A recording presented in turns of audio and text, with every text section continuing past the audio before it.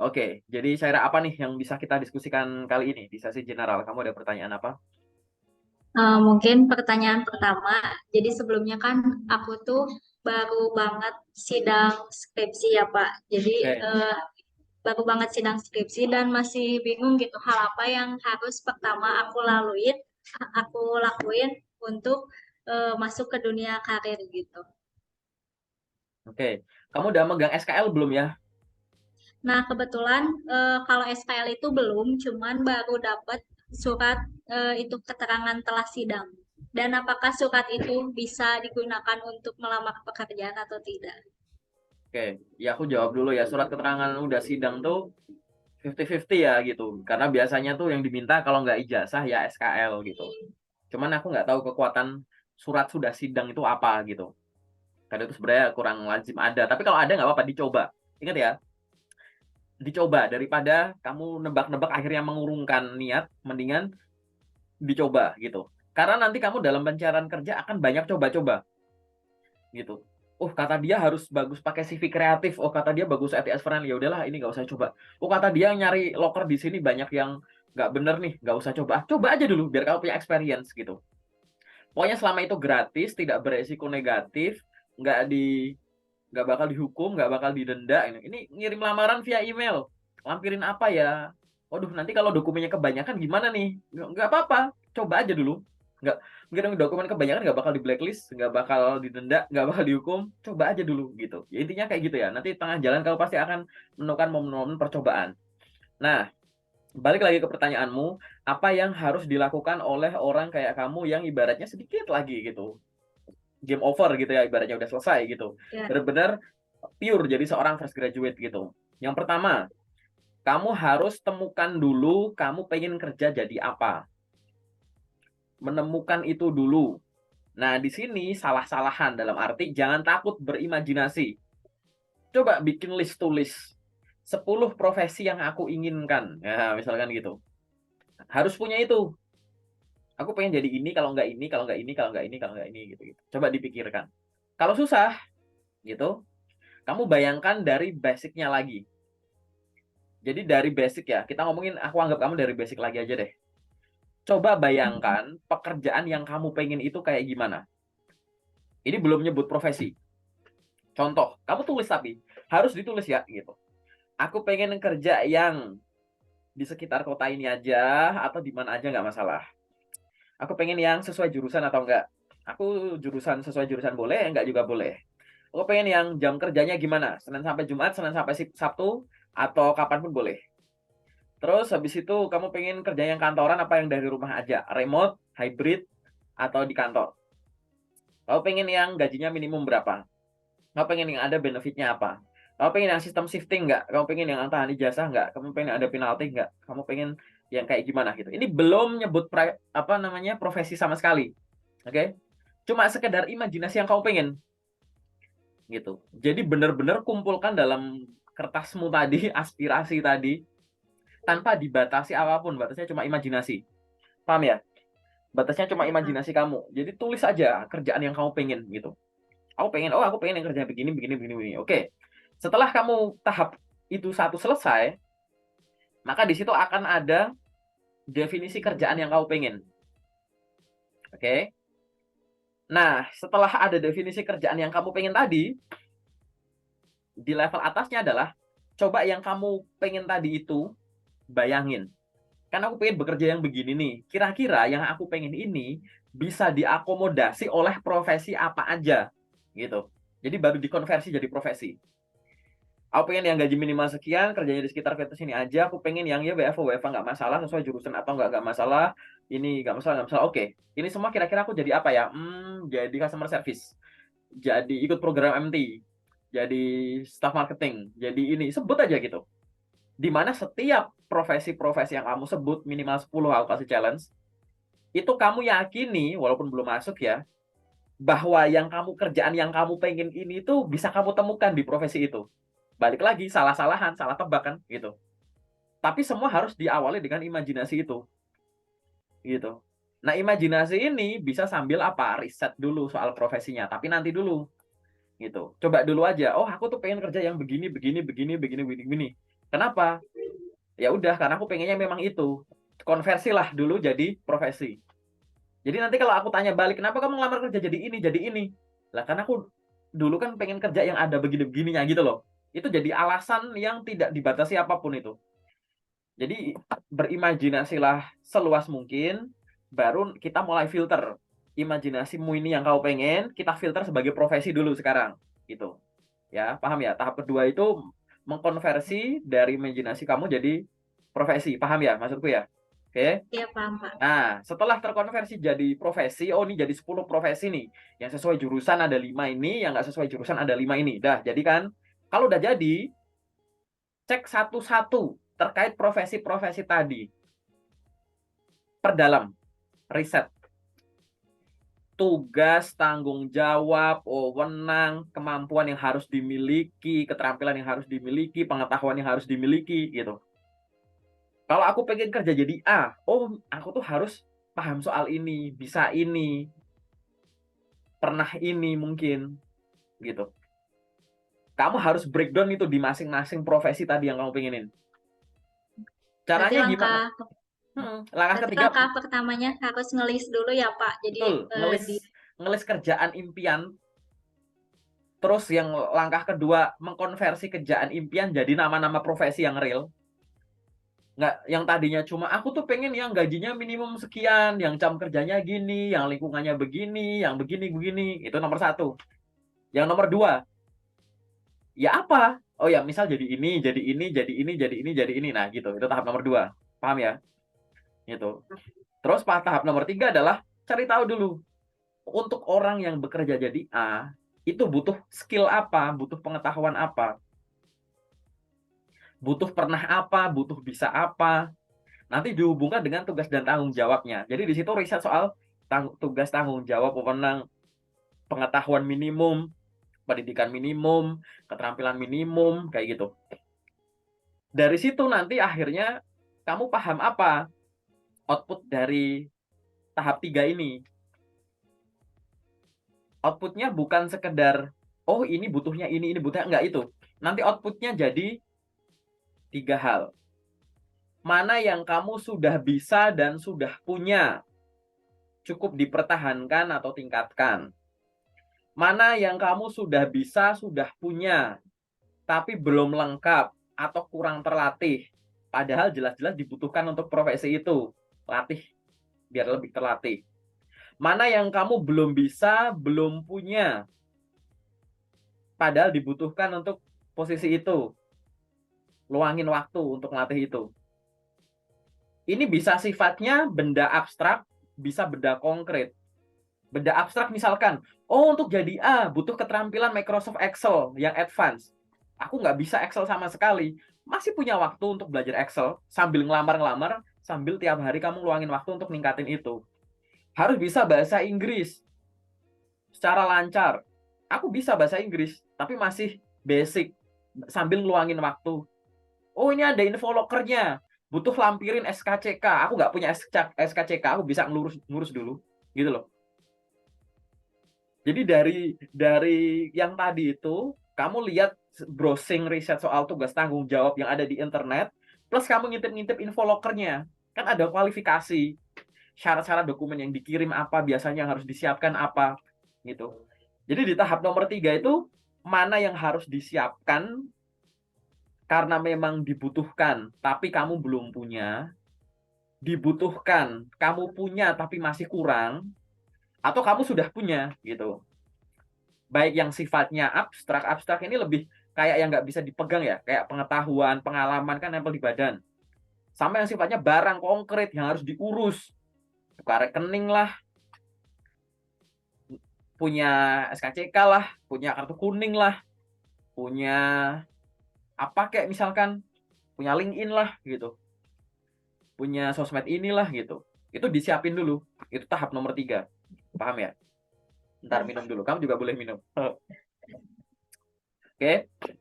Oke, Pak. Oke, kalau tahap nomor 3, Pengen kenapa mau nanya apa? pengen nanya lagi boleh, Pak? Boleh apa? Mungkin pertanyaan keduanya kan kadang kebetulan gitu, setelah sidang banyak banget info-info loker yang bersebaran gitu kan ya Pak. Nah, menurut Bapak, apakah misalkan contoh karena aku dari teknik elektro, banyak banget info loker dari teknik elektro yang aku dapetin. Nah, apakah menurut Bapak aku cobain itu semua atau misalkan aku punya target di perusahaan A, B, C atau fokus di perusahaan A, B, C aja gitu. Nah, sekarang Paham gini, nggak ya pertanyaannya? kamu coba bayangin aja, kamu tuh ngejar perusahaannya atau ngejar profesinya. Kalau kamu sebenarnya aku nggak masalah profesi apapun, nanti ada profesi security kamu lamar loh, kalau mau, gitu, paham nggak? Pertimbangan kamu itu kalau nyari kerja pasti bukan pertimbangan tunggal. Atau misalkan, aku nggak apa-apa di perusahaan A mau jadi apa aja, gitu. Mau jadi driver, mau jadi staff admin, mau jadi HR, mau jadi OB, jadi security, jadi apapun itu. Mau. Jadi nggak peduli sama profesinya. Silahkan kalau kamu punya pemikiran semacam itu. Itu pertimbangan tunggal biasanya. Tapi kan kadang pertimbangan itu ada banyak nih. Ya perusahaannya, ya profesinya. Ya kan? Jadi apa? Balik lagi. Setiap langkah yang kamu ambil, pertimbangannya itu harus matang. Aku pengen daftar jadi staff A. Kenapa? Sesuai jurusanku, sesuai passionku, ada kesempatannya, lamar. Kebetulan perusahaannya gede, incar lamar. Gitu. Aku pengen jadi apa misalkan kurir, nganterin barang-barang. Aku suka traveling, aku ada motor, aku tahu wilayah sini, ada info lokernya. Lamar, kayak gitu. Jadi pertimbangannya tuh jangan tunggal gitu, paham ya? Gitu. Nah, sekarang barusan pertanyaan kamu ini kayak membandingkan dua hal yang sifatnya, Pak, ini aku ada nih, aku elektro, lokernya elektro. Tapi apakah semua aku coba atau perusahaan tertentu? Ya terserah. Kamu ada pertimbangan perusahaan nggak? Paham nggak? Gitu. Apa jaminannya perusahaan gede, kesempatannya juga gede? Barangkali. Makanya di riset dulu soal lokernya. Ada perusahaan, barangkali di luar sana ada perusahaan yang kamu namanya nggak familiar, tapi sebenarnya perusahaan gede banget. Banyak. Aku ngalamin itu dulu, gitu. Dulu aku cuma mikir ya perusahaan gede ya perusahaan yang hubungan sama migas gitu. Ini aku cerita aku pribadi. Di luar migas tuh nggak ada perusahaan yang bagus, yang gede, yang berani gaji tinggi. Setelah digali-gali ada tuh, gitu. Banyak ternyata, gitu.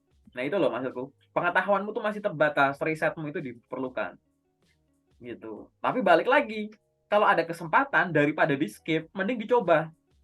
Resiko nyoba apa sih? Ditolak kan? Nggak direspon kan? That's it, gitu. Yang penting kamu punya journey-nya. Journey itulah yang jadi ilmu kamu buat apa? Langkah selanjutnya. Biar tahu nyiapin dokumen lebih bener, ngirim lamaran lebih bener, nyiapin apa-apa lebih bener. Bukan sekedar tebak-tebakan tanpa dasar, gitu. Paham ya? Gitu. Kalau di awal memang kamu belum ada data, makanya salah-salahan dulu. Trial and error-nya kan gitu. Error, kumpulin aja errornya dulu. Nanti lama-lama kamu tahu polanya. Oke? Secara umum gitu ya. Ada pertanyaan lagi nggak sampai dengan tahap ketiga ini? Sejauh ini cukup Pak. Oke, cukup ya. Lanjut. Setelah kamu tadi ya sudah menemukan tadi, maka yang nomor 4 adalah coba perbaiki time managementmu.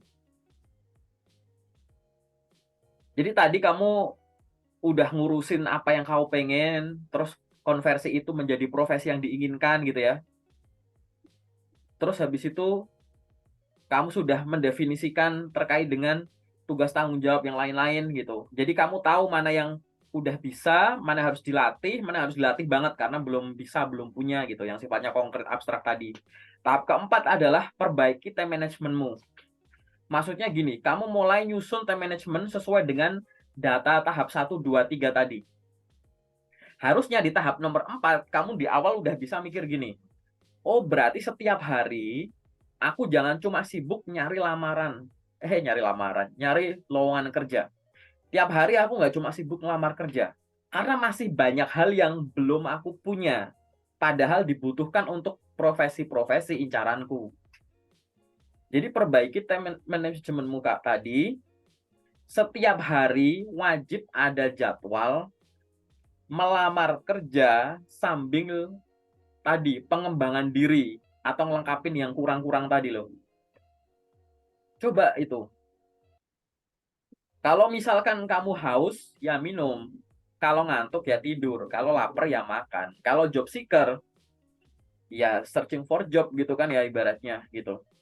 Jangan sampai kamu jadi seorang job seeker, kerjaan dominanmu, aktivitas dominanmu tiap hari bukan searching job. Kamu job seeker, tapi tiap hari sibuk untuk ikut webinar misalkan.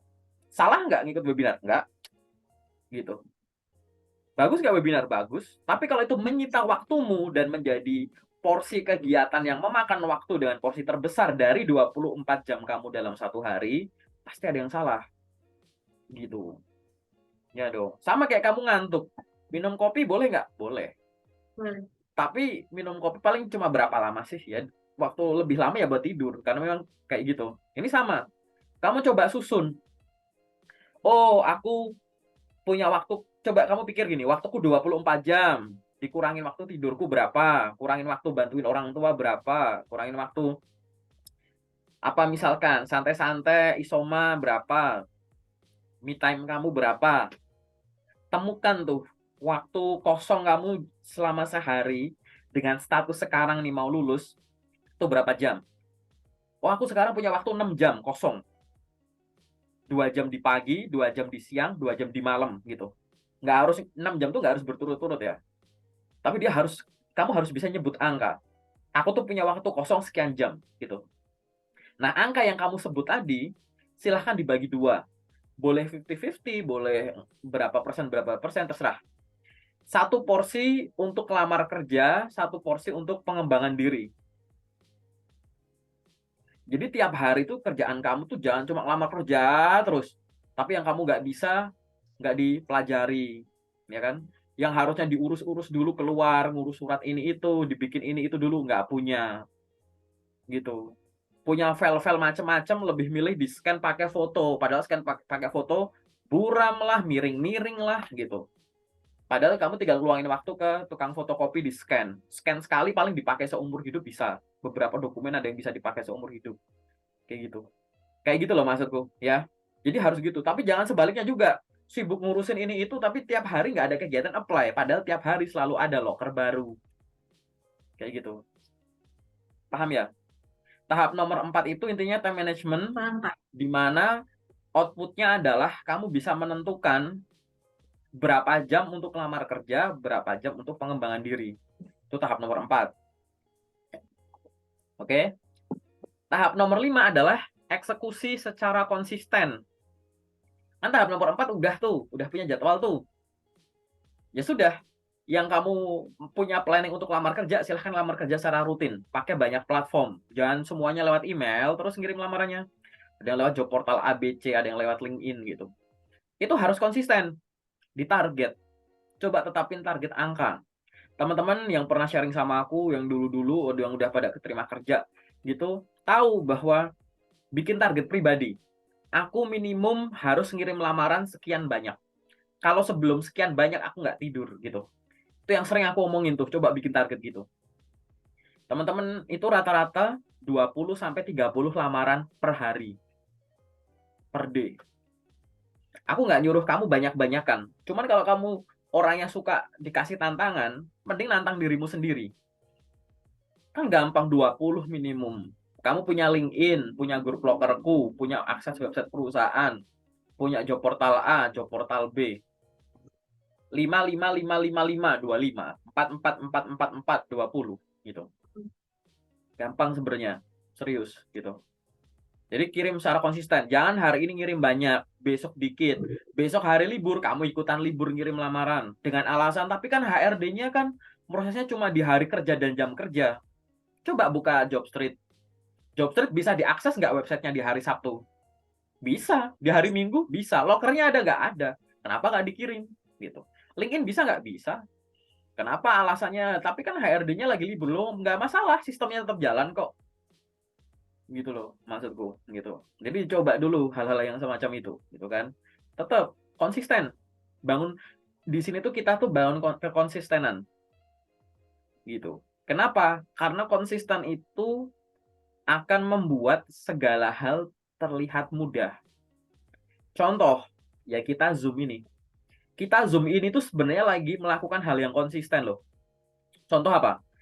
Kita saling tatap-tatapan, sambil bernafas, sambil ngomong, sambil barangkali kamu habis makan, perut mencerna, sambil udara, proses pernafasan tetap jalan, sambil darah tetap beredar.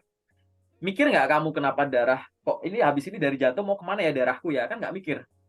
Kenapa? Sistemnya udah jalan. Gitu. Nah, kita harus bersyukurnya adalah soal pernafasan, pencernaan, peredaran darah, sistemnya sudah ada yang ngatur. Paham? Nah, maksud kita itu adalah kita pakai analogi yang sama untuk mengatur kegiatan yang pengen kita atur, yang belum teratur. Jadi kamu bangun keteraturan untuk lamar kerja dengan harapan kalau udah teratur, gampang nanti. Sehari sekian lamaran, udah gampang gitu.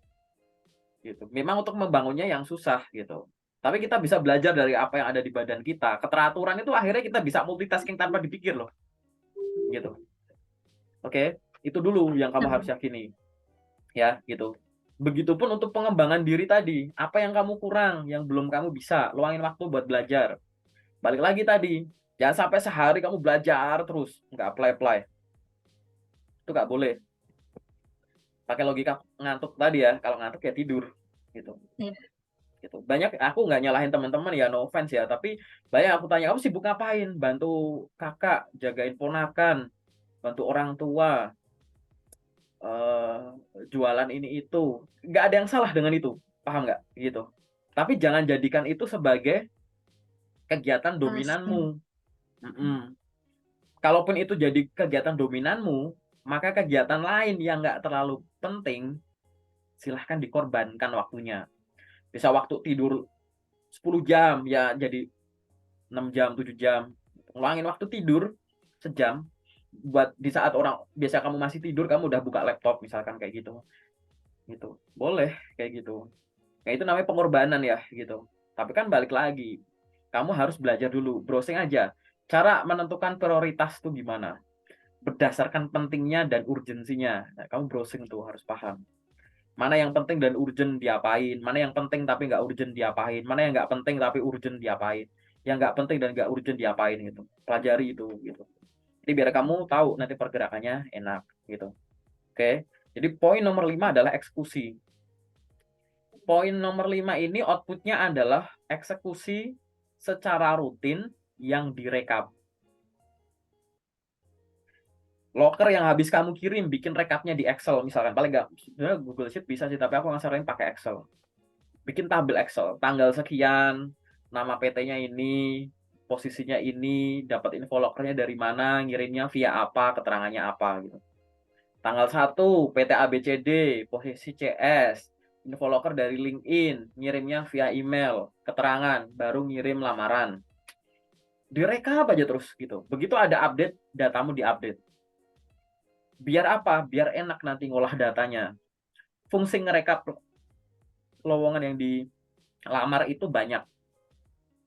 Nanti aku jelasin ada di videoku di channel YouTube, nanti aku kasih linknya. Biar kamu baca dulu. Ingat, biasakan rekap. Manfaat merekap setiap lowongan yang dilamar gitu. Biasakan. Jadi kamu tahu, oh dalam waktu 10 hari aku udah ngirim 1000 lamaran. Dari 1000 lamaran ini yang 600 itu yang sesuai jurusan, yang 400 yang nggak sesuai jurusan. Dari 600 yang sesuai jurusan yang udah ada respon baru 10. Gitu. 10 yang lanjut ke tahap selanjutnya. Yang sekian ratus ditolak, yang sekian ratus belum ngabarin. Oke, yang lanjut mau kamu apain? Yang nolak mau kamu apain? Yang belum ada kabar mau kamu apain? Tunggu, follow up, nah kayak gitu. Enak kalau ada data. Ada panggilan tes, enak tuh nanti ngeceknya. Ini loker asli atau palsu? Di luar sana dunia mencari kerja banyak yang palsu. Kalau kamu punya database di kamu sendiri enak. Pak undangan gara-gara aku ngelamar ke PT ini, kamu cari database mula. Aku nggak ada kok. Masa aku nggak ngelamar? Suratnya masuk ke aku, undangan gara-gara ngelamar, pasti palsu, cuekin. Gitu. Jadi enak kalau udah ngerekap kayak begitu contohnya.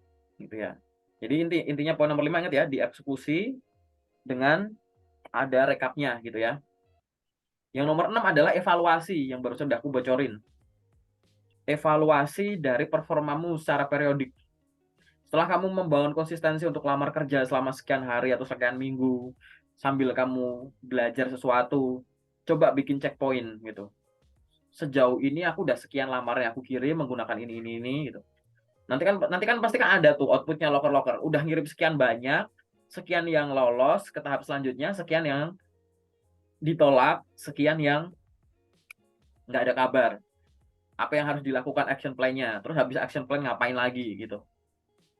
Aku ngirim selama seminggu aku ngirim 50 gitu. 50 lamaran ini aku kirim lewat A, B, C, D, E. Dari 50 yang udah ada respon panggilan ke tahap selanjutnya ada 10. Yang 40 ditolak. Yang belum ngabarin nggak ada. Tapi dari 50 yang aku lamar, 10 lanjut ke tahap psikotes misalkan. Tapi yang 5 itu berasal dari A, yang 5 berasal dari B. Nah, kamu mulai mikir tuh. Kan aku ngelamarnya pakai A, B, C, D, E. Tapi yang lolos kok cuma dari A sama B. Dari C, D, E kok nggak ada yang manggil. Evaluasi tuh udah bener belum cara makainya. Apa yang kurang. Gitu-gitu loh. Itu gunanya kamu punya rekapan kayak tadi. Gitu. Ya, setelah evaluasi ya tadi perbaiki performa, bangun konsistensi lagi. Nomor 5, 6 itu akan berulang terus. Paling nanti sesekali ada nomor 7, yaitu konsultasi sama yang lebih tahu, kayak sama aku begini, atau sama orang lain siapapun yang biasa kamu pakai sudut pandangnya. Barangkali ada hal-hal yang udah sering aku lihat, kamu belum lihat gitu. Jadi berusaha melihat lewat orang lain, mengalami sesuatu lewat pengalaman orang lain, kayak gitu. Harus gitu, harus belajar kayak begitu. Nah, dari semua yang aku omongin ini, aku nggak bahas soal CV sama sekali ya. Gitu. Kenapa kok aku nggak bahas CV sama sekali? Banyak fresh graduate, bahkan ya kayak kamu begini yang belum lulus, atau yang udah lulus, sibuk ngotak-atik CV terus. Sibuk ngotak-atik dokumen terus. Padahal dari yang aku ceritakan, banyak yang lebih penting yang harus disiapkan. CV itu cuma hal kecil, kayak kunci ceklek gitu doang. Gitu. Iya. Tapi hal lain yang harus dilakukan masih banyak. Definisikan kerjaan yang kamu pengen. Konversi ke suatu profesi, apa yang dibutuhin sama profesi itu. Banyak orang otak-atik CV, akhirnya ngeluhnya apa? Aku udah ngirim banyak, kok nggak ada yang respon, ada yang respon malah di PHP, gini gitu. Kamu ngerasa semacam itu karena apa? Tahap 1 sampai 6 ini kamu belum bisa lakukan secara konsisten. Nah, nanti videomu ini kalau aku upload, share ya di grup angkatanmu tuh. Gitu. Iya. Biar pada tahu teman-teman kamu. Gitu. Karena ini nasihat penting untuk semua fresh graduate atau yang belum lulus. Dan aku berharap aku tahu ini sebelum aku lulus. Masalahnya aku bisa ngomong kayak begini berdasarkan apa? Ya belajarku sendiri. Setelah gini-gini akhirnya aku bisa, oh bahasanya tuh intinya tuh begini ya. Coba dulu waktu aku kuliah aku tahu ini. Serius, aku tuh sering mikir itu berkali-kali. Karena memang secara wajar di banyak sekolah nggak diajarin gitu cara begini gitu. Nggak diajarin, bikin CV aja nggak diajarin, main LinkedIn aja nggak diajarin gitu. Berarti kan tergantung kitanya sendiri kan. Nah maksudku karena kamu Iya. udah punya ilmunya, kamu harus yakin bahwa berbagi ilmu itu tidak akan menutup rezekimu. Nggak bakal direbut sama orang lain karena sudah ada yang ngatur, ya kan? Sehingga yakini saja ini kamu dapat ilmu baru, share ke teman-temanmu. Barangkali dengan mempermudah orang lain dapat kerja, kamu juga makin mudah dapat kerjaan sesuai yang kamu pengen kan gitu ceritanya. Gitu ya.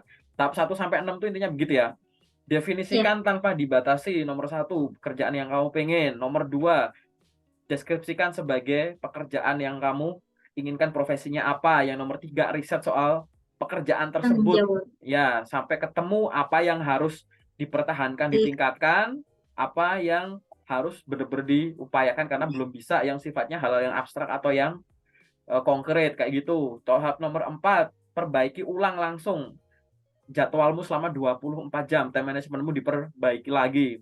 Harus ada waktu untuk belajar dan pengembangan diri setiap harinya. Tahap nomor 5, eksekusi dengan konsisten sambil jangan lupa direkap. Tahap nomor 6, dievaluasi secara rutin. Tahap nomor 7, konsultasi sama orang yang lebih tahu. Loh, lengkap kan? Gitu. Iya, Ini kalau lengkap kamu lupa, banget. aku ulang dari awal nih. Udah aman Pak dicatat. Aman ya, gitu. Ya, itu apa namanya materi webinar sebenarnya, cuma nggak apa-apa gitu. Karena memang aku lagi mengurangi webinar enak one on one gini, jadi ketahuan kan kurangnya apa gitu ya. Ya nanti silahkan kamu share ke teman-temanmu biar teman-temanmu tuh pada belajar. Oke? Oke. Sampai di sini cukup jelas? Jelas Pak, jelas Pak. Oke. Ada pertanyaan lagi nggak? Satu lagi boleh deh. Yang sifatnya general atau umum yang kau masih bingung. Apa ya Pak? Kalau kebetulan kan eh, waktu tugas akhir tuh misalkan aku kayak bikin project tentang bikin aplikasi gitu yang lebih ke IT-IT-an. Terus waktu magang juga kebetulan aku teh kayak bikin website gitu. Nah, jadi kan kalau dikatakan bisa dibilang aku tuh punya pengalaman di bidang website developer atau misalkan yang semacam-macam itulah ya Pak.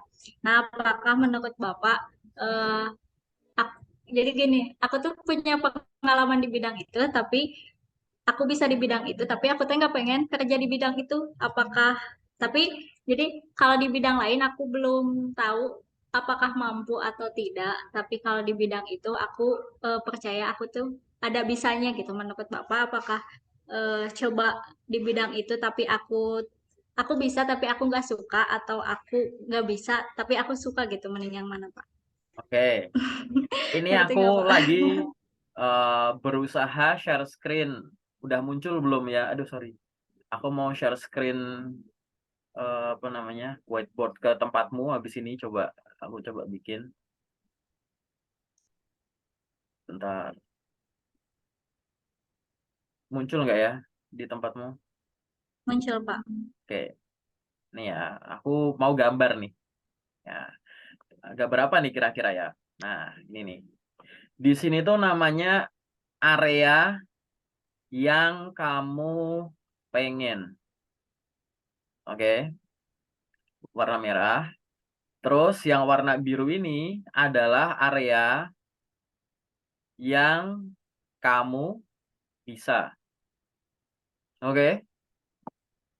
Ya Pak. Nah, di sini ada irisan di tengah-tengah tadi. Di sini. Berarti area ini artinya adalah area yang kamu pengen dan bisa. Betul. Ya. Tahap nomor 1 sampai nomor berapa tadi ya? 1, 2. Tahap 1 dan 2 tadi yang aku suruh kamu itu. Aku tuh pengen kerja ini, pengen kerja ini, pengen kerja ini gitu. Ya. Terus dikonversi jadi profesi apa gitu. Itu dilahirkan dari mana? Itu semua harus dilahirkan dari sini, dari tengah ini. Nomor 1 dan nomor 2 dari 1 sampai tahap 7 tadi, nomor 1 dan nomor 2 harus berasal dari sini. Itulah kenapa aku pengen kamu definisikan dari awal. Kamu tuh pengen kerjaan kayak gimana? Definisikan sebagai profesi. Kalau 1 sama 2 udah dibentuk, kamu nggak bakalan ada pertanyaan kayak barusan. Ya. Karena kamu udah tahu. Ya udah sih, aku memang nggak pengen. So what? Gitu. Nah, sekarang tinggal nanti kombinasi sama tahap nomor 3. Berarti kan ada yang kayak begitu. Karena banyak orang loh yang punya masalah tuh. Jadi gini, tujuan bikin nomor 1 sampai nomor 7 ini tuh biar semua tuh berasal dari irisan yang kamu pengen dan yang kamu bisa. Jangan nomor 1 sama nomor 2 ini sampai nomor 7 dimulai dari YKP yang kamu pengen doang. Stres nanti. Seru ya kayaknya ya kerja jadi itu ya. Kekinian, Iya. startup banget, anak muda banget.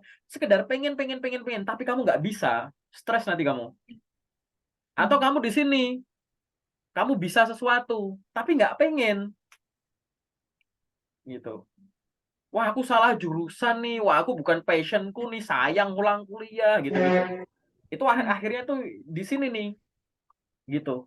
Maksudku kenapa nggak di tengah sini gitu loh. Jadi kalau misalkan kamu punya kayak begini bentuknya gitu ya, yang jadi PR kamu tuh nanti gimana caranya bentuk tadi dibikin begini kalau bisa. Jadi area yang kamu pengen dan yang kamu bisa itu bener-bener gede gitu loh. Yang kamu pengen kan di sini baru sekedar pengen, pelajari Iya. ilmunya biar dia makin geser ke yang bisa. Yang kamu bisa, coba syukuri. Barangkali ini kamu kurang kurang mensyukuri karena nggak tahu hubungannya kerjaanmu itu ke duit apa. Bisa kalau kamu suka sesuatu, tapi belum berhubungan ke duit, kayak belum semangat gitu. Tapi kayak, oh ini hubungannya ke duit gini ya, nanti paham nanti.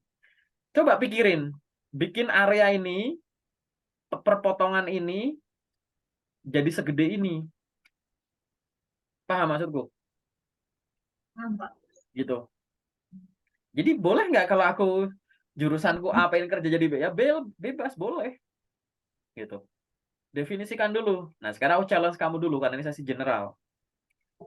Bisa nggak kamu tadi jadi irisan yang rapat gini? Jadi nomor 1, 2, beneran dari tengah sini. Jangan menyiksa diri dengan menarik nomor 1 sama nomor 2 udah jelas-jelas belum di tengah irisan, masih di sini. Belum kamu upayakan, ditengahin dulu. Nanti kamu ngelakuin sesuatu yang kamu bisa tapi nggak kamu cintai. Nah, sambil ngalir aja. Kayak mengalir di kali gitu. Ya kan? Atau aku pengen ini, tapi nggak bisa. Stres sendiri. Kok orang lain bisa, kok aku nggak? Ya iyalah, kamu nggak ngimbangi dengan kemampuan gitu loh. Paham ya sampai di sini ya? Paham, Pak. Oke, cukup jelas? Jelas, Pak.